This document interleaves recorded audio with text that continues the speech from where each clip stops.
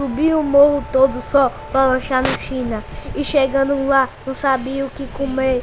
Perguntei pro China, tem salgadinho de quê? E carne, queijo, frango, carne, queijo, frango, carne, queijo, frango. Só tinha.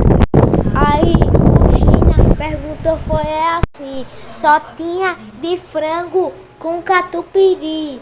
Aqui eu tava com uma fome. Aqui você fica atenta, a conta ficou 1,40. 1,40. 1,40. Aí eu fico machota. Pedi, foi uma coca ruim da gota. Aí eu fiz esse freestyle. Eu pedi, foi uma limonada Sprite. Vou dar mortal.